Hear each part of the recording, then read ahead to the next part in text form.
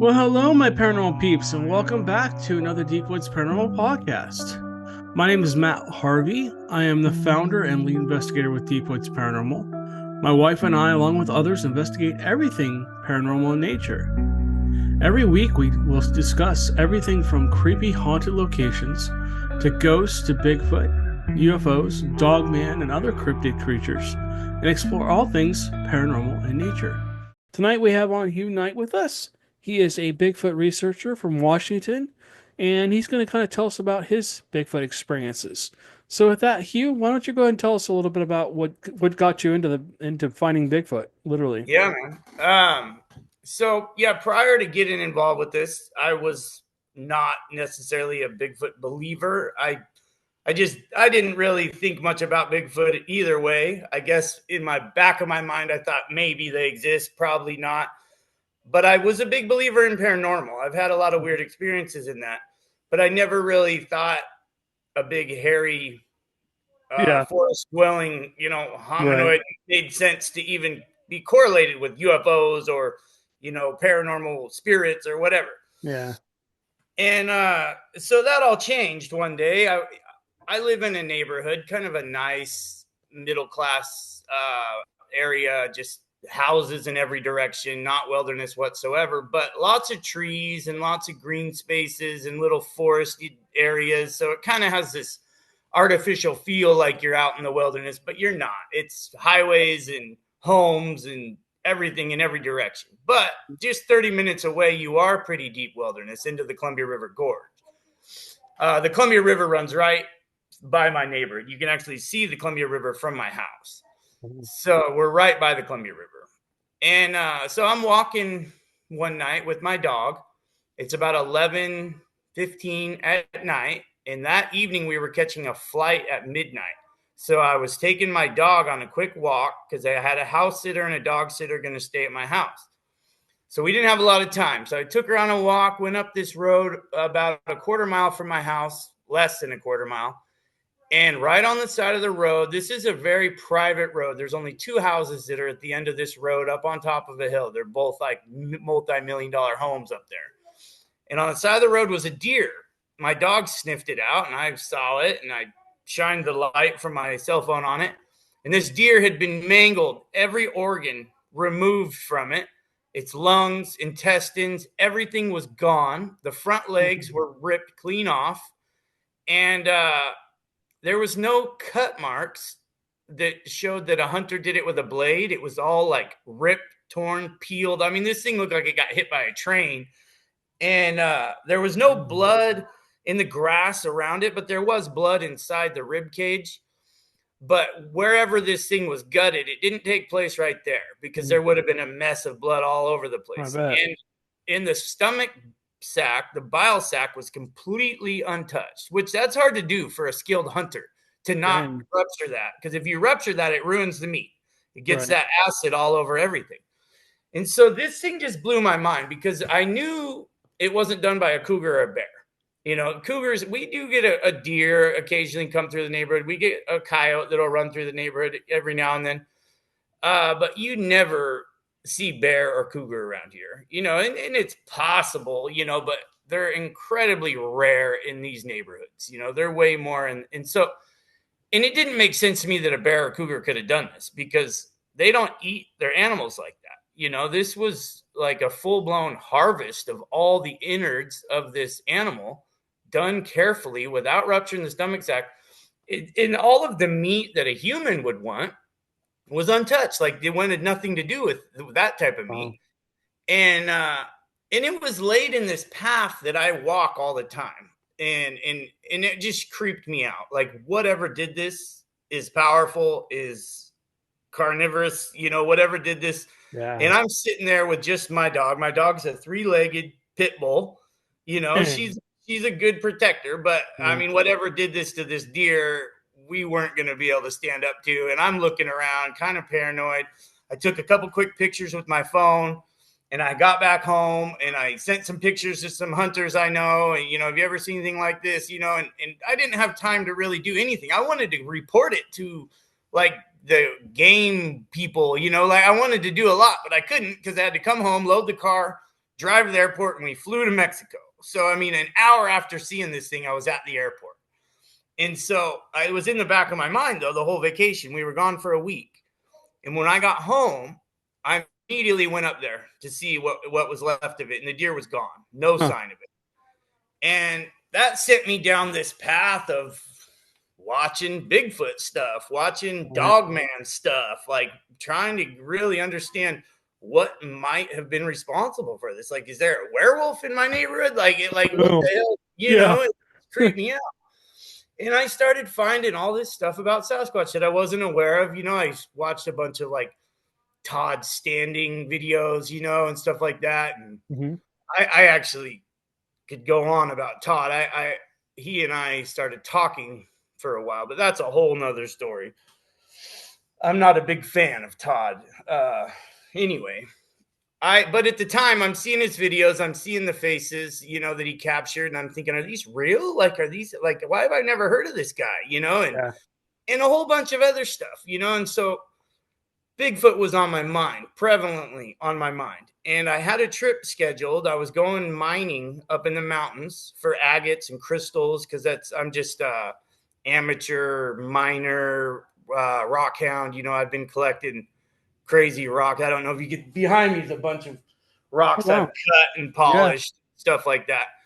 And so I was up in the mountains near the Oregon-Washington coastline, near the Columbia River, real rural logging wilderness area. And I was up there running a jackhammer and breaking these rocks out of these other rocks, and spent hours working on this rock.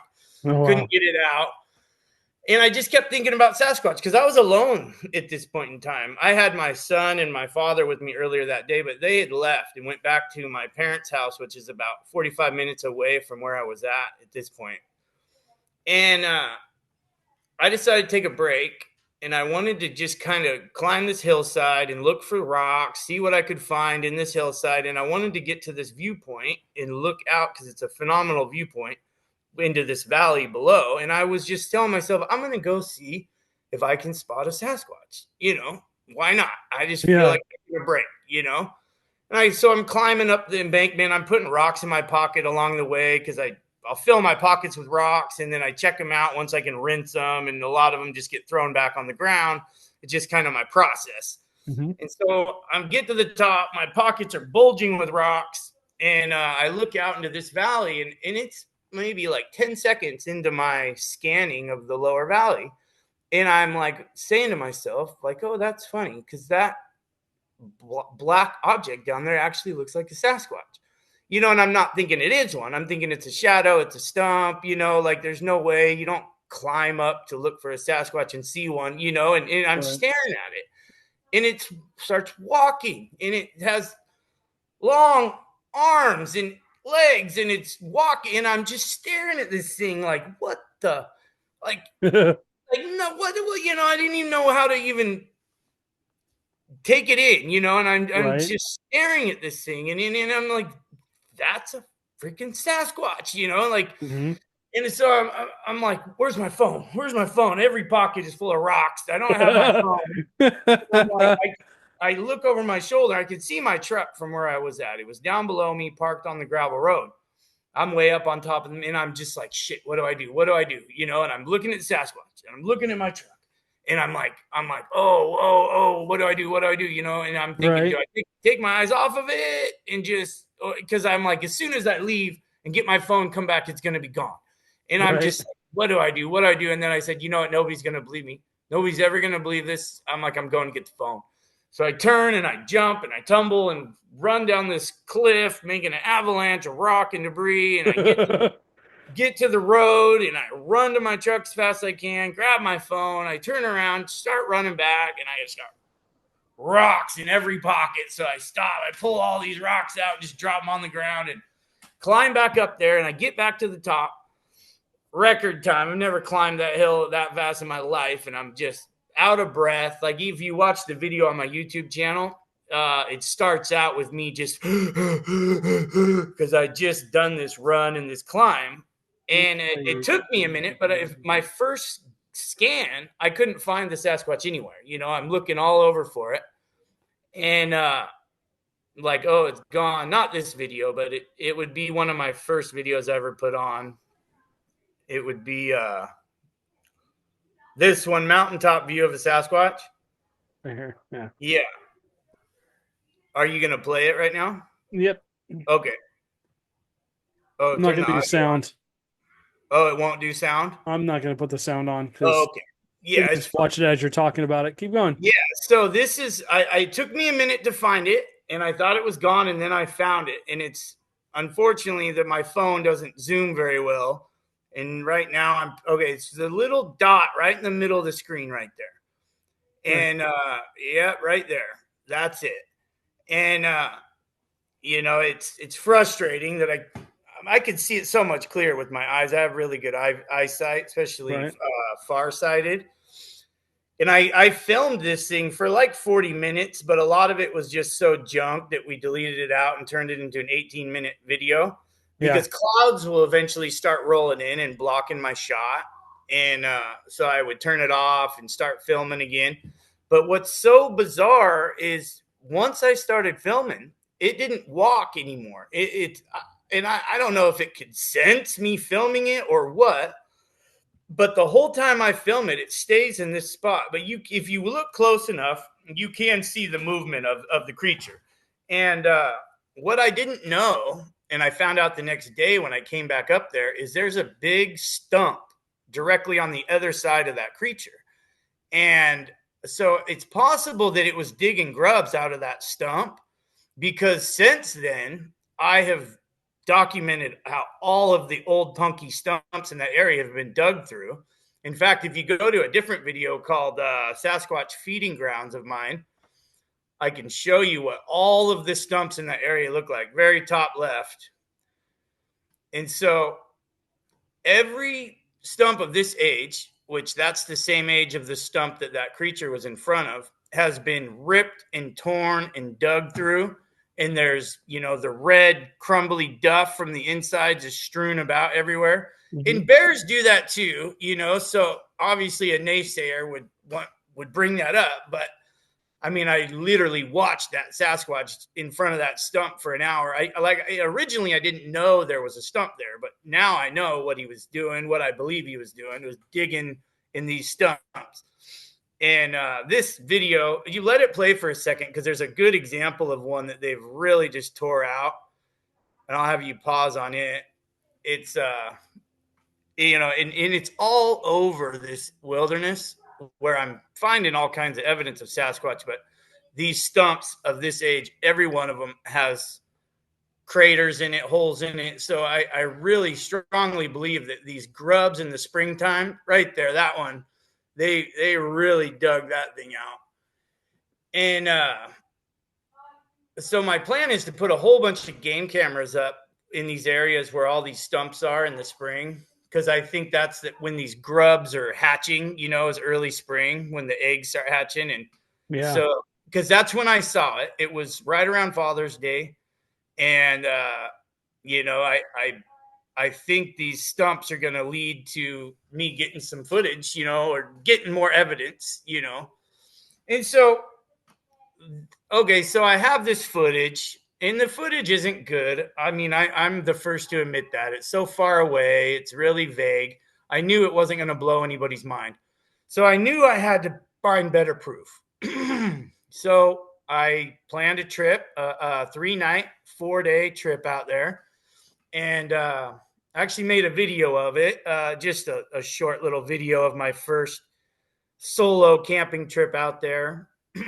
And Is this alone overnight? Yeah, alone overnight. Yeah, that was my first going out, and just shows me with getting my gear ready. And my first night there was just, I was fogged, so fogged out. And but this trip, and it's not in this video. I don't show my discovery in this video. I'm working on videos. I'm horrible with all of this stuff, and I'm brand new at it. My channel's only been up for like maybe a month, so I have a lot to learn. But I set out on a lot of journeys in different directions trying to find evidence. And I think it was my third day. I went into that. Look at that. You got one right there, dude. Yeah, it looks like something's there. Shoulder, head, standing behind a tree. Yep. There's something standing there. Yeah, it We've certainly been looks like analyzing, if you guys, just so you guys know, we've been kind of looking over this video. Every time we get to about, what, 2 minutes, I don't know where he was. He can yeah. describe where he was, but I keep seeing things in these videos. Well, this is just a gravel road that I have to take to get to the main research area. But this gravel road I call is part of my research area. And this is a road that I call Tree Break Alley because there's just bizarre tree breaks for 2 miles going the Yeah, whole length of the road. And they're on both sides of the road and they're everywhere. And so I've always called it Tree Break Alley. But yeah, that definitely looked like there's a, a yeah, black there's a object branch back in there. snapped off here. Well, that snap right there is actually done by a human because that's the tip of the tree where the tree got pushed over, broke off, and that was in the road blocking cars. So somebody cut that off with a hatchet. But I show it in the video. Chad. But the actual tree itself was broke off by a crazy force that snapped it off. But that little break is from an axe or a hatchet. Let's see if I can find this right there. Look at that. Right there and right there. There's something taller on this side. Yeah. Yeah. But so originally I thought you were looking more at something to the Arm, left, the but torso. You can see another shadow here that comes out like over here somewhere. That's a big one. it's something They're hard dark to and see. I've had to learn to watch. I don't know how many trap cam videos I've watched, but my friend was an avid hunter, and he goes, "Look, you're missing the Bigfoots." I'm like, "What are you talking about? There's nothing there." And he goes, "Look." And he zoomed in, and I'm like, "Oh my God, there's one standing right in the damn tree line." This is what they do. They stand in the tree line. They yeah, stand right in the tree line, and they watch, and they look like trees. I mean, and they always try to keep a layer of foliage between you and them because it oh makes yeah, it so hard to see them and focus on them that way. yeah. But there's definitely something here. You can see how big this one is too. You can kind of see what looks like a shoulder coming down here, head, and an arm. You kind of see a face almost. Big burly chest. So here's an arm, Yeah, head. it's hard to say. I see stuff like this in my video stuff that I missed, and I do want to like point it out, but then again, I don't want people to be like, oh, that could be anything. So I try to not get too excited about stuff unless it's more concrete, just because my whole purpose of this channel is to sway naysayers to the side of believing because people need to know these things are real, Yeah, and it's really hard to pull a non-believer out of their socks, unless right. it's really conclusive. But like that's why I want like the upside down trees. So I want to get to them. So this is my first trip up there to find evidence. I had a bunch of people saying, "Oh, you probably saw a bear, or you probably saw this, or oh, who knows what it was." So I had to go find better evidence. And the day before I got to this canyon, I found a really good footprint, and you could show that video. It's only a minute long. If you want to go to my shorts really quick. Let's see. Yeah, go there, and then it should be all the way to Starting the to run bottom. out of time too. We got about 8 minutes remaining. Oh, okay. So Shit. let's see, Oh, which one is it? go down all the way down. And then it's Bigfoot exploring a river right there. That one. So this was a footprint I found on that trip, and Back here for a second. yeah, you can see the You should toes see cut it through the better. moss. You can see the heel. Let me pause this. It doesn't pause. And that was a trail. I had to Over here, walk. you can see the toes and stuff. Yeah, well, that's the It's ankle on the pause. back, and the toes are in the moss. And so that got me pretty excited when I found that footprint because I was like, okay, now I'm finding a footprint. I know I saw one. And so there's another section of canyon I wanted to get to. And the canyon was over right by the sighting where I saw one. And I'm walking through that river, knee deep in water, using the river as a path. And all of a sudden, off to my left, I see a giant log upside down standing there. And I'm just like, oh shit, and so I found that site, and there's about 13, 14, 15 upside down trees in that site. And I have a 1 hour long video in here all about the upside down trees. And I really dive in deep with them, explaining the upside down trees.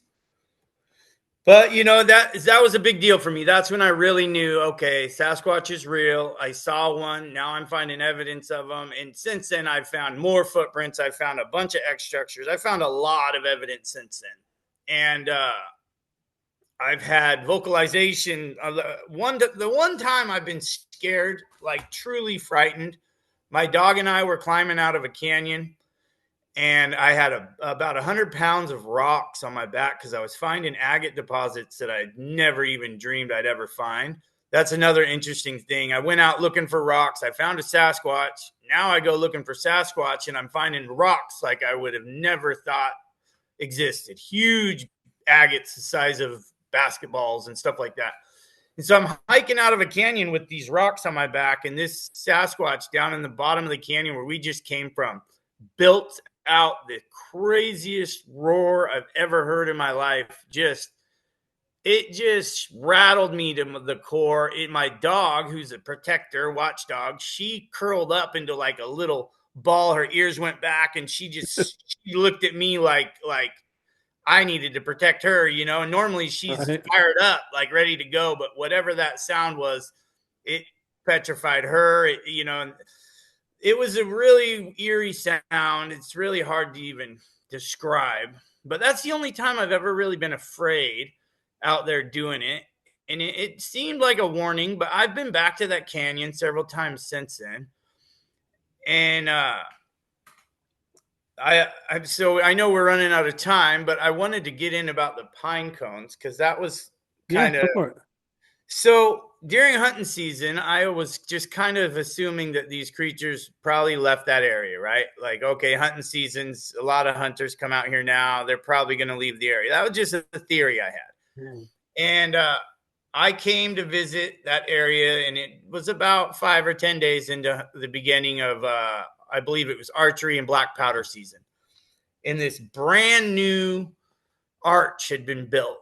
Like huge, crazy arch where they took a Doug fir tree and bent it into an arch, and they wedged the second half of the tree up underneath a neighboring tree. And you could see big old scars on the neighboring tree where they had to work it and force it and manipulate it to hold that position and wedge it against the neighboring tree. And I had a geologist with me that day, a friend of a friend who's a geologist. He was curious about the rocks I was finding. And we go to investigate this arch tree, and he actually is the one who found this pine cone on the ground. And he picks it up, and he's telling me, like, do you not know how weird this is? I'm like, it's pine cone, I don't know. It's a weird looking pine cone. He's like, dude, this is a species of trees that will not grow in this area, period. It is not from here, and it's underneath your, and he'd say your Sasquatch, because he wasn't sure if he was a believer or not. He wasn't sure if I'm crazy or not.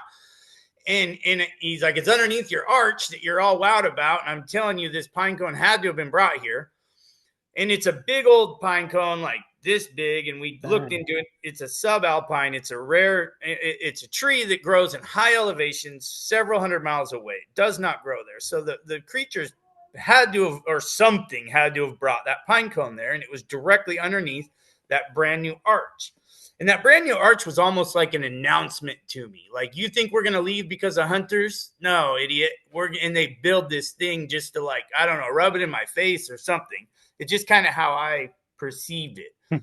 So then a month later or so, I'm up there and I have my son with me. And we're investigating other tree bends and arches and weird stuff going on. And we find another tree done the exact same way, bent, arch, twisted, all of that. And I'm filming, I got my camera up and I'm talking about the arch, and my son goes, hey, Dad, what's this? And I look over and he's pointing at the ground, and on the ground, something had cleared all the moss and all the pine cones away, or all the dirt, all the debris. So it's clear, open dirt. And right in the very middle of it, another one of those giant subalpine pine cones was stabbed into the earth intentionally stabbed. And all this is on video when I pull it up and remove it.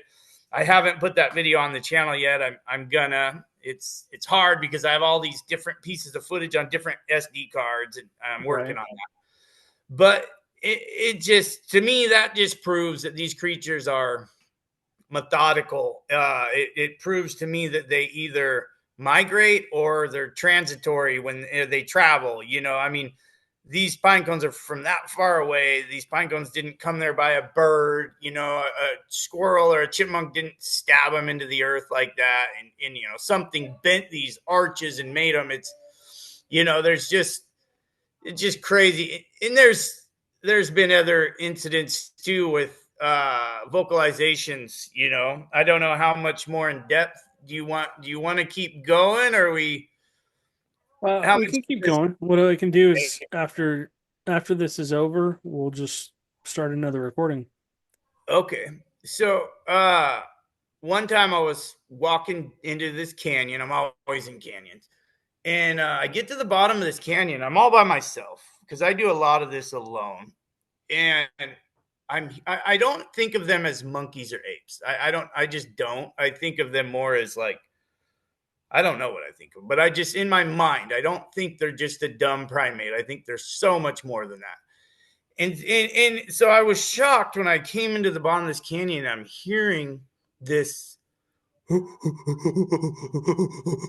like this sound that sounded like what a gorilla would sound like when it's curious or stressed out or something, and I'm hearing this sound and it sounds like it's so close to me, just 20 feet, 10 feet. It was like right around this little bend. And I mean, I had a camera in my hand. I had a helmet camera on. I had all this stuff. And I don't understand. I think about this all the time because instead of going towards that sound, I turned around and went the other way. And it was, I don't know what was going on with me. And it's almost like, I don't know, I wasn't even in control of what I was doing, because it wasn't until like an hour or two later that I realized, why wouldn't I have done that? Like, why didn't I go and what were you doing? Yeah. And I don't know if it was fear. I mean, some people say they have the powers to like mess with your mind. And I just can't understand why the hell I went the other way. Maybe it was out of fear. I went the other way. And I had game cameras that way. I wanted to check anyway. And so I wandered off up towards these waterfalls, where I have the game cameras, and checked the camera. There was nothing good on the cameras. And it was like, okay, guys, so we got cut off, unfortunately. We had to come back on. So we're back with Hugh, and he's going to continue to tell his story. So let me go back on here and share his YouTube channel, because we were talking about different videos he was talking about. You were talking about the footprints. Yeah, I think the last, what we were talking about was shorts. Yeah, well, we kind of moved on from there. We were talking about when I heard that sound and I went the other direction. Yeah, that's right. You were down by the creek, and then you turned around and ended up over by a waterfall or something. Yeah. And other than that, there's been other vocalization experiences that were pretty strange.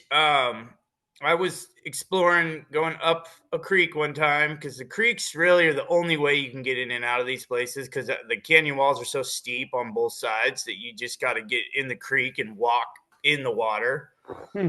And but then you find areas, that open up and are flat, but just getting in and out of the canyons is so hard.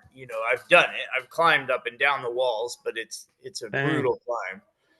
And so I'm walking in this creek, and it's just my my dog and me, and I kept hearing this crazy whistle that would blast down at me from time to time.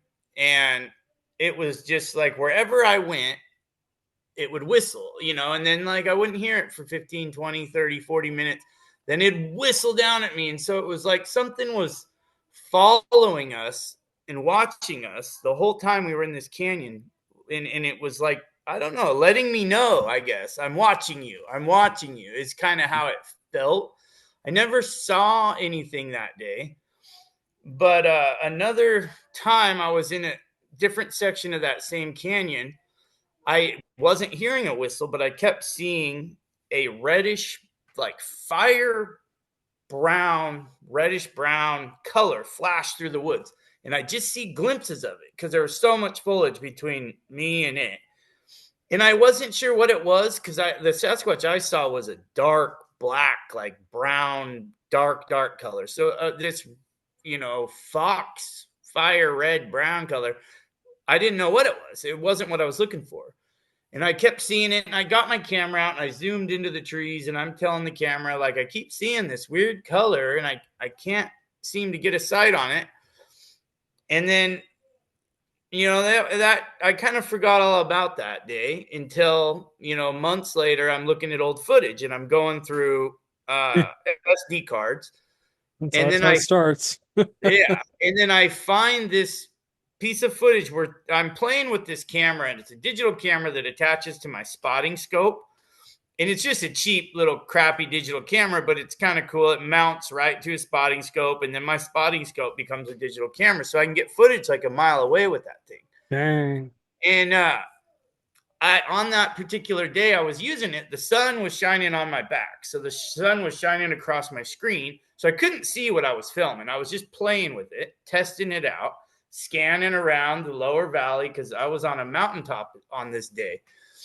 And I filmed for like a few minutes, just scanning all over the place. And then, so that was the footage that I reviewed. And I went right across this stump.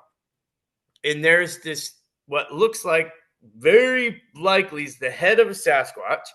It's not like perfect conical shape because there might be some hair or little tufts of hair on it or something. But it is a fire red, brownish color, and it looks like the Sasquatch was leaning against the stump. And it's a big old stump because the stumps out there are huge. Those are old growth trees that were cut down in like the early 1900s or something. Dang. The rotten ones are, at least. So there's stumps. I'll encounter stumps out there that are 15 feet wide. It's crazy. And so I don't know how big for sure this stump is, but I strongly suspect that the Sasquatch was on the backside of it, leaning against it, just chilling, and didn't even probably realize that, about 40% of its head or 30% of its head was just above that stump. Yeah. And that's what I believe I just caught a little piece of its head. And so, yeah, I've been jumping all over with this interview. Usually I'm more structured on everything, but so I'm trying to remember all my little adventures with Sasquatch. I've had some really weird experiences that I don't even really like to tell people about because it almost makes me sound like I'm insane. But you're a paranormal investigator. You are insane. Yeah, you and me both. We go to places people don't want to go, man. Yeah. Yeah. And so on a couple of trips, because I use e-bikes a lot because I can't get past these gates because all these gates are locked because it's all logging land. It's all owned by logging corporations, and they're very tight on security, trying to keep people out. So I use e-bikes to get past the gates and get into some of these really deep areas to investigate. And so on this particular trip, I'm deep into an area I'd never been in before. And I had this really uncomfortable feeling as I'm getting in there. And all of a sudden I crash. Like I ran into a brick wall, but I was going really slow. So it wasn't like bad. My leg was scraped up and bleeding a little from gravel. And, and I just get up and I'm just like, what happened? Like, how did I crash? Like, it just didn't make any sense that I crashed, but I crashed. So I get back on my bike and I ride a little further. And then I realize I'm missing a Powerade, and I have these saddlebag like pouches on my bike that I keep gear in, but there's a little pocket on the top that I had a Powerade in and it was gone.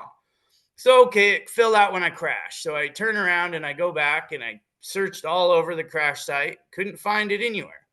So I'm like, that's really weird because it's a good little pouch. It doesn't fall out, from bumps and stuff like that. But I'm just like, okay, well, I guess somehow it came out and I'll find it on the way home. And I never did ever find that Powerade, ever. And there isn't vehicles up there driving around. Nobody's driving around up there. They're all locked out. I mean, occasionally crews do go out there and log, But at this time period, there wasn't any other vehicles out there. So it was really weird that I never found it. But, you know, hey, I didn't know what to make of it. And so as I'm cruising around trying to find the Powerade and just kind of exploring the gravel roads on my bike, I park and I go down this trail a little ways, look around, make some videos, and then I go back to my bike and my mace was gone. You know, this can of mace that's usually on my bike. And I'm like, where the hell did my mace go? And it wasn't like a big canister of bear mace because I'd forgotten my bear mace that day. So I bought this at the gas station, like little cheapo mailman mace. And it was gone. So then I went back up that road trying to find the mace because it should have been laying on the gravel road. If it just fell off my bike somehow, it should have been in the road. I never found it ever. Never found the drink ever. And so, you know, I thought that was weird. I thought it was weird that I crashed. I thought it was weird that all this stuff disappeared. But I wasn't trying to jump to conclusions at that point. And then another trip, weeks, months later, I had 2 Powerades in my bicycle, and I ride my bike deep, deep into the woods. I hide my bike in the bushes, completely hidden. And I open up that pouch and I take one Powerade and I see the other one in the bag. And I'm like, you know what? I'm going to leave that there because when I get back from this hike, it'll be here waiting for me at the bike. I don't need to carry it around. I'm just going to leave it here. I remember all this conversation in my head. And so I go out, I explore, I do what I'm doing. I come back hours later and I go to my bike and I open up the pouch and the Powerade's gone. Oh, no. And well, it gets weirder. So, and of course, you know, you could say, oh, hunters or somebody might have found my bike and stole it. But the thing is, I had valuables in that pack, way more valuable than a Powerade. And Yeah. nobody touched those, but the Powerade was gone.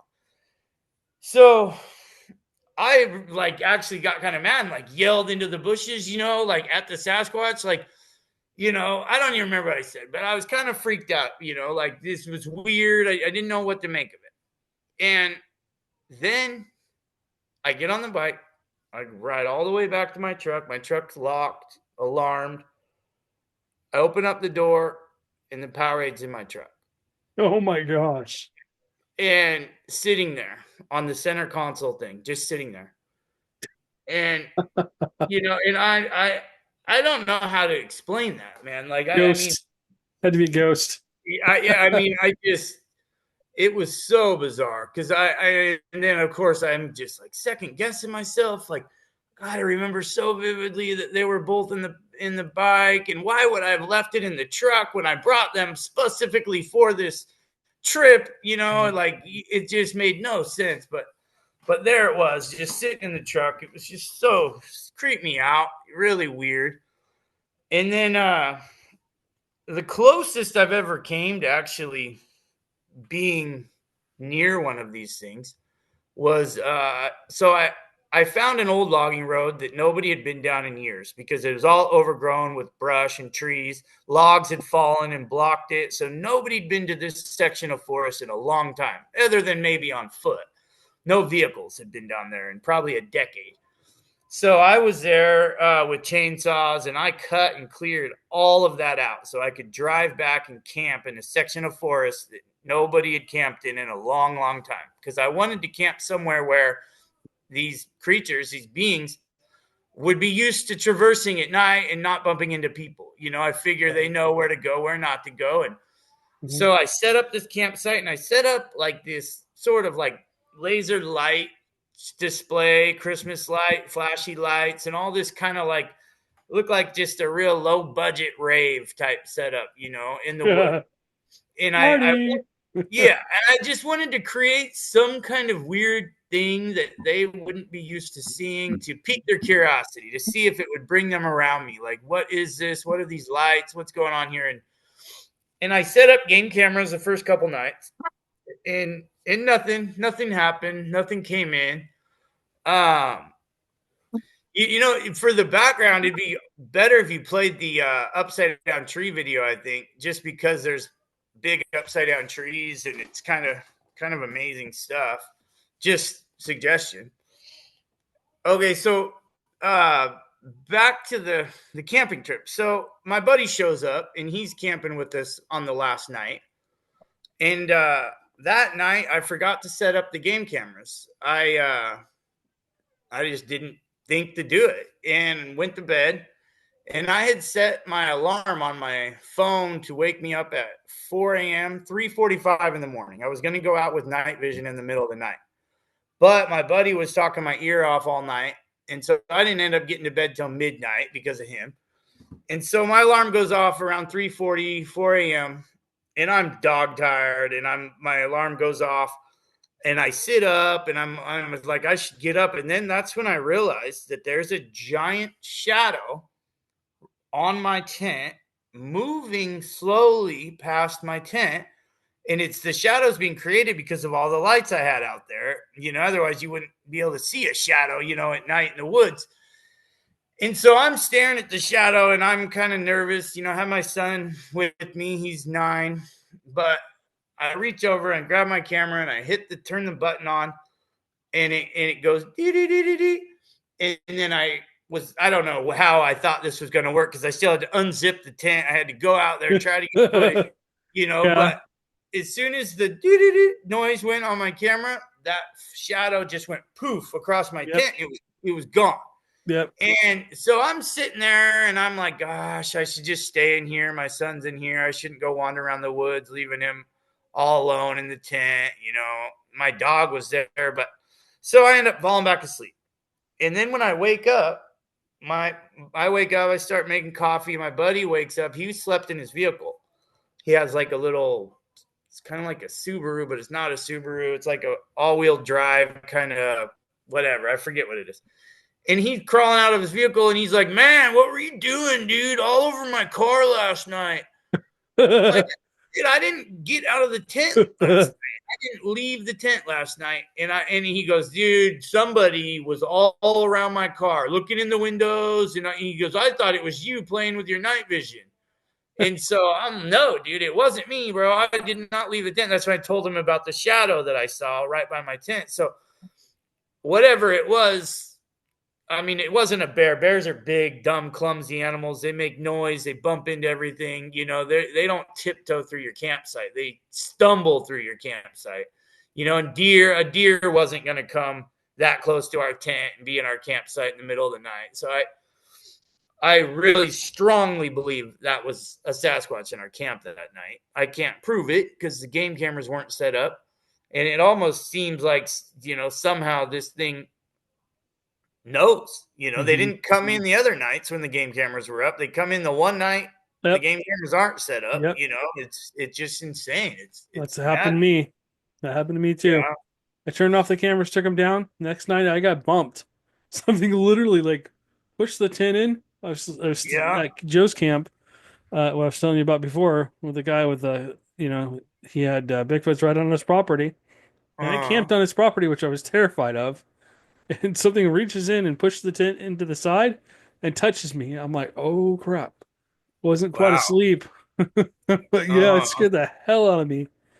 And there's stories of them peeing on people's tents, Like, have you ever heard anybody talk about that? Yes, I've heard people talk about that. Yeah. That shows to me that they have a sense of humor, that they're like, they're just messing with people, Marking their territory. Yeah, but maybe not. Maybe it's just to be funny, just to mess with you. Like, I'm going to go piss on this person's tent because they can't do anything about it. Because by the time they get out of their sleeping bag, unzip their tent, stick their head out, I'm gone anyway, Let's see, what video are you on right now? I think it's because they're just marking their territory. Yeah, and they could be. It just seems like the fact that they're peeing on people's tents while they're sleeping in, it almost seems like, it's more thought out than that. But it could be just an animal just pissing, for sure. Yeah, it could be the same thing as marking the trees. But what's interesting, when you're talking about earlier, how everything had been cleared off and it was just dirt. I wonder if that was a grave site. Where the pine cone was? Yeah. Yeah, a marker or something. Never know. It was only an area about this big, just cleared away so they could stab the pine cone into the dirt. So I doubt it's a grave, but like the upside down trees, that's a different video than this. I've had people tell me that they think the upside down trees are grave marks. And I'm like, well, if that's the case, then there's 15 dead Sasquatches buried in there, You never but know. I mean, they could bury their dead, and I'm not saying yeah, they do, no, but they do I mean, something they with their could. dead. Yeah. Now this one, yeah, if you fast forward like 5 minutes or so, I'll be into the Oh, I'm upside down frozen. trees. Oh, it's frozen. Looks like YouTube froze. It's frozen. Oh wow. That's funny. It is interesting how like I was recently on a trip in northern Idaho, and we weren't there for Sasquatch related stuff. We were there for a family vacation, and I went out hunting for Sasquatch sign in northern Idaho. Didn't expect to find any, and I found very conclusive Sasquatch sign. And like in my research area, for example, I've gone to a neighboring mountain, and I spent all day trying to find Squatch sign, couldn't find any. And then I turned down one road, and I just find Squatch sign everywhere. Bent Yep. trees, tree breaks, arches, and that's the thing. Like people that try to attribute all of this to Mother Nature, if that was the case, you would just find little tiny fragments of Squatch sign everywhere, but it's not that way. There's none whatsoever. And then there'll just be an abundance of it everywhere, and that it's just no way Mother Nature's responsible for all of what I'm finding. It just can't be, especially like you're about to see these upside down trees. You just passed them, like there's just no way wind, water, snow, weather is doing this. These things had to have been done by either people with heavy equipment, which that would be very obvious because there would be roads getting in and out of there. There'd be, signs of machinery in there, or they're being done by Sasquatch. Obviously, Yeah, you already they could know be what I markers too. Could be a way to find their way. Were these close to the river? yeah, yeah, right by the river. I imagine And it's probably a marker. I bet you the it could rivers be, change courses every once in a while, every 100 years or whatever. But these markers yeah, are probably to keep them going the right way, yeah, or who maybe they're a knows? meeting location. Yeah, I think I have just a theory, and because I've noticed a lot of these upside down trees are at different ages, different stages of decomposition. And I have no clue why they do it, but I think it might be something more like a new birth, or maybe a new alpha is in charge, or I think it's symbolical of something, and they put them up is sort of an announcement. And see Yeah, I that one. imagine that could be too.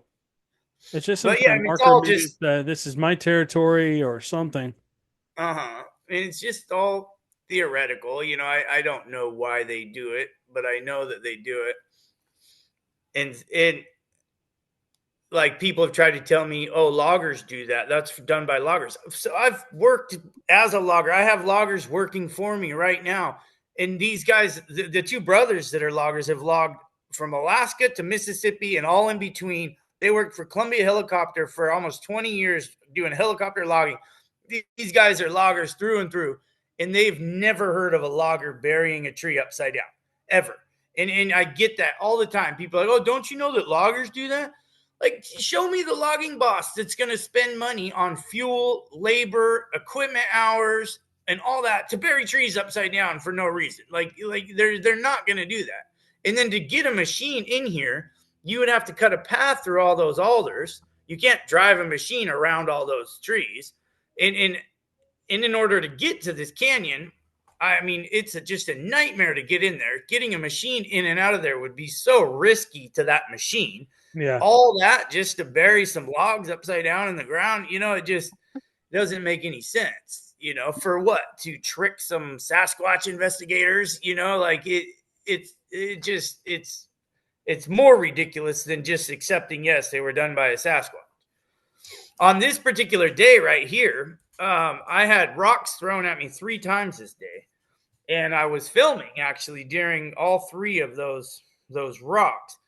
And Wow. I didn't like freak out about it. I was trying to be more like, okay, that was another rock, but maybe it just broke 3 and fell off an embankment. Like they weren't being thrown at me aggressively. But I was hearing rocks going tink, tink, tink, tink 3 different times Yeah. while I made this video. Oh, there's that hair. Oh, I didn't even notice that. I bet you it wasn't because there's so much frost on the ground that Just to go back. I ice. don't even know where it went. Where's the little thing? There we go. Hold on. Let's go back to that for a second. Right there. Hold on. It's too far. Oops. That's way too far. So is that like 20?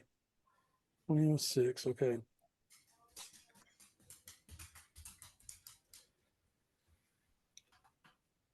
So you're not seeing anything like that. Yeah, it's hard to say because there's so much of them. I see them how they're all scattered about. This I think here, that this here. has frozen moisture Yeah, on it could be. because everything But was it's icy weird. down What might have happened is it might have blown in the wind and then pulled off. there. Yeah. What's strange is it's not on all of them. It's just on a few of them. Uh-huh. Yeah, it is strange. That looks like a clump of hair. Oh, it does. It really does. I didn't even notice it when I was Yeah, and there's a filming. there's a path right here. You can see the path where something's Yeah. walked through. I Oh bet you yeah. anything that's covered with thorns, isn't it? There's No, a those are just little clump there, trees, but there's some there, they're and some so. there. It's all along that path. If you can remember where that path is, maybe you can go back and grab Oh, this. I know exactly where that is. Yeah. Yeah. Yeah, it's funny you Look say at that. that. Look at that. Oh, hold on. Yeah. No, I saw it. I saw it. It definitely looks The like it viewers could may be. not. Hold on a second. Where'd it go? Did I go past it? I'm going past it. Hold on. No, too far back. Hmm. Right there. Look at that. That's Yeah. a big clump.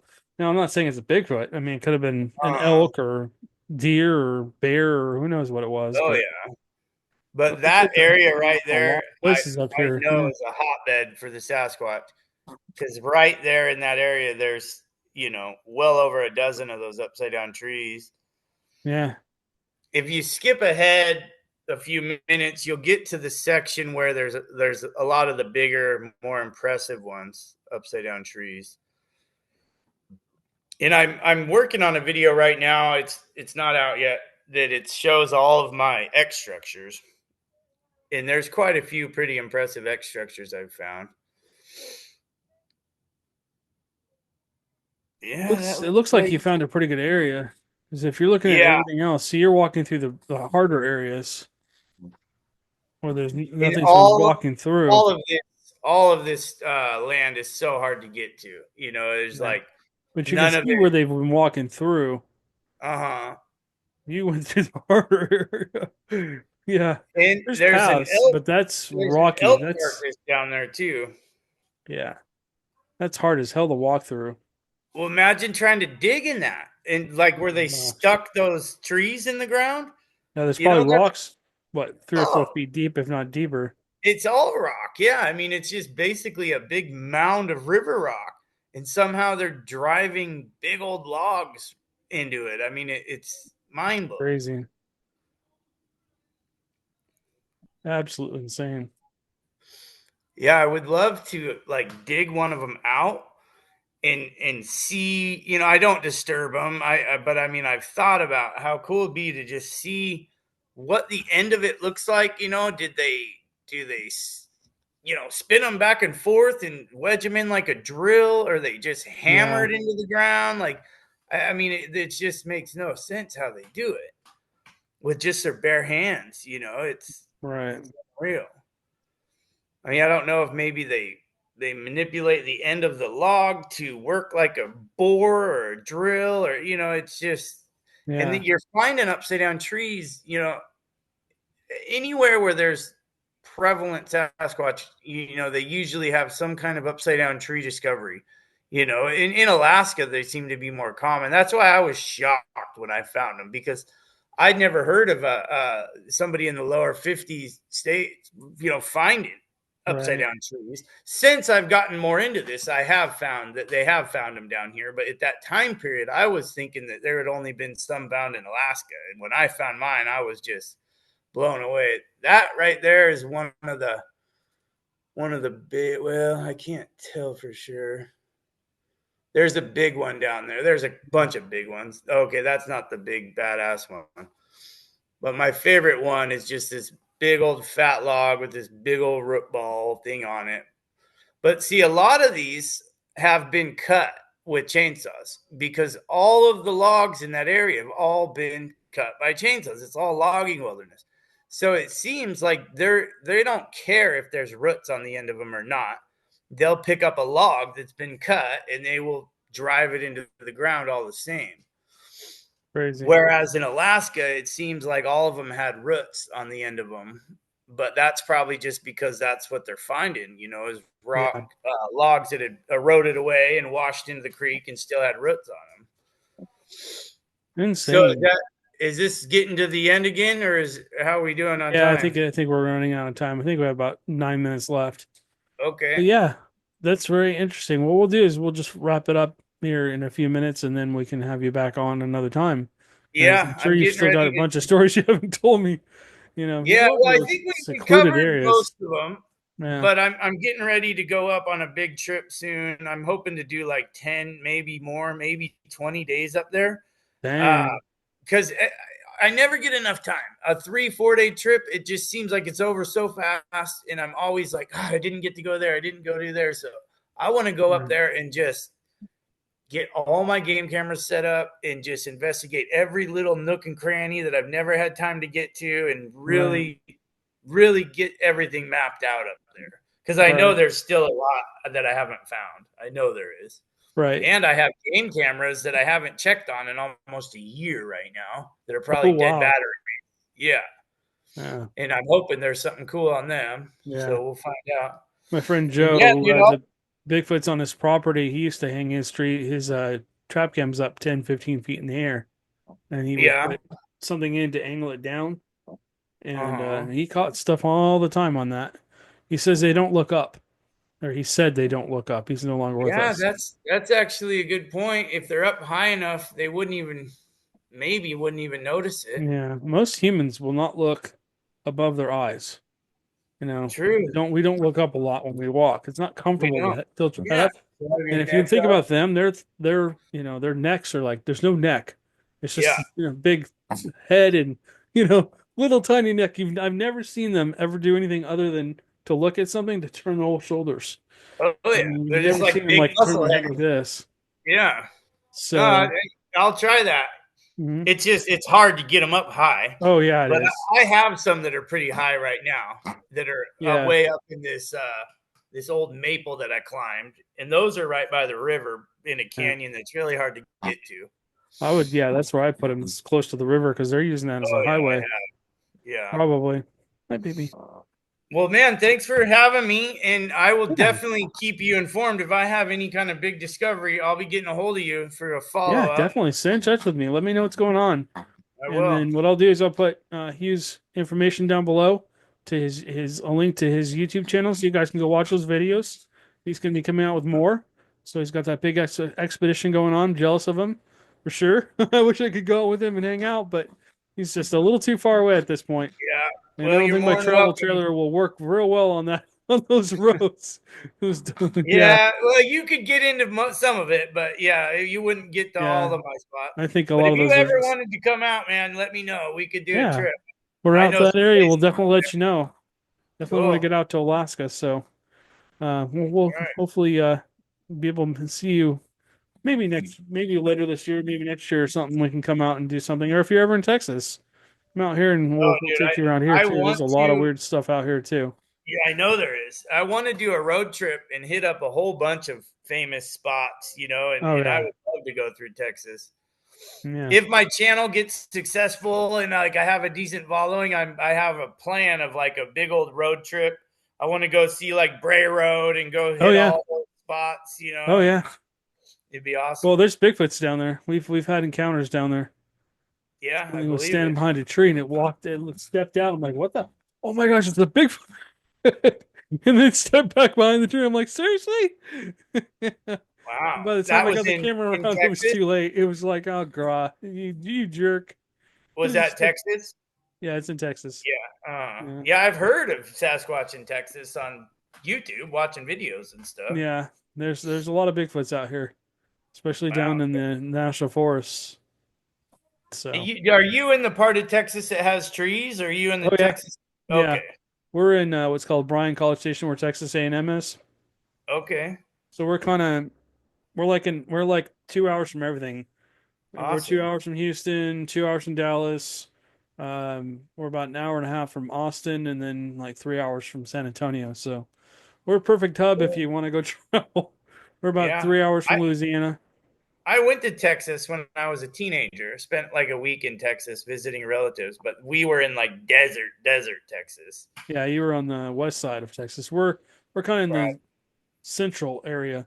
They call it Okay. Central Texas, but yeah, beautiful Well, area. I awesome. mean, we have forest out behind our house. I mean, creepy as hell, but no, Is it warm there year round? well, right now we're in the 30s, so Oh, okay. right, we actually have all the seasons. But yeah, Cool. it probably gets up in the hundreds here. Yeah, But same here. Northwest gets hot too in the summers, yeah, I mean, it was It's down 18 usually degrees yesterday, so it goes you up and had down 18 full degrees? spectrum. That's super cold. We don't Yeah, ever get 18 degrees here. I mean, for us, if thank it gets God. below 30, 30 is pretty cold around here. Yeah, I walked out of my Okay, work. I'm man. like, oh my gosh, it's snow. We got snow flurries. What the heck? Wow, yeah, I This is wouldn't think you'd Texas. get It snow doesn't in snow in Texas. Texas. Yeah, Nope. Yes, it does. really. Huh. Unfortunately. But yeah, great time to go look for prints. And we get a lot of rain here. We don't get probably nearly as much as you do, but we get about 50, 60 inches a year. Oh, So in yeah. this area. East Texas gets even more than we do. Huh. Okay. That's good. Yeah, I thought all of Texas was just desert, but then No, I watched videos and see like yeah. If you cut forests, Texas in lakes. half, if you cut Texas in half, the west side's mainly desert and the other side's mainly green belts. It's all green. It's all Okay. forest. Huh. It probably was a lot more before they built Houston and San Antonio and stuff like that, and El Cut it Paso, all down. all Yeah. that stuff was all Okay. green. Huh. But yeah, a lot of rivers, a lot of waterways out here. Is Jeez. that like is the forested mountainous parts of Texas all pretty rural then, or is it all kind of a mixture of everything? Uh, kind of like where we're at. We have 200,000 people. This is a big town. You get up to Waco, and it's a little bit. It's about halfway. Waco's about halfway to Fort Worth, if you're going north. And Okay. that's probably the next biggest town to us. And if you go south, you have Houston. So yeah, it's kind of spread out. Okay. You have to go a couple hundred miles to get to these bigger cities, and they're kind of few and far between. And then in between, you have towns that have population 18, 20, Yeah, 100, 200. It's just these little towns on the side of the highway. okay. But No, I love that kind of area though, where yeah, where it's spread out like that and rural, creepy little yeah, town. yeah, we're pretty much out in the middle of nowhere. So Okay. we're kind of Yes, yeah, I'm on our own island, if you will. But okay. kind of nice though. I like it. Yeah. Oh, I'd love it. I live like 25 minutes from Portland, Oregon without traffic. So, Oh, nice. I'm in Washington, but we're basically just on the outer edges of Portland, Oregon. Yep. So Yep. it's all busy traffic, shopping centers and Yeah. people everywhere, but Yeah. economy is good. Has its benefits. Right. All right. Well, Hugh, thanks for coming on with us. We really appreciate it, and we will Likewise. catch you on the next one.